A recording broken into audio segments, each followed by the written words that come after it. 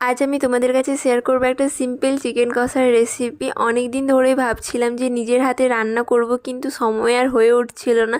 তো আজ ফাইনালি ভেবেই নিয়েছি আমি আজ সন্ধ্যের রান্নাটা করব। তাই সন্ধে হতে না হতেই লেগে পড়েছি রান্না করতে। খুব কম উপকরণ দিয়ে আজকে রান্নাটা করব। চিকেন কষা করার জন্য প্রথমে কড়াইতে সরষের তেল দিয়েছি, তারপর দিয়েছি দুটো তেজপাতা, কিছু গরম মশলা, তারপর তাতে দিয়েছি পেঁয়াজগুলো ভাজা ভাজা হয়ে আসলে অ্যাড করেছি আদা বাটা, রসুন বাটা, সমস্ত বাটাগুলো আজ সিলে বাটা হয়েছে।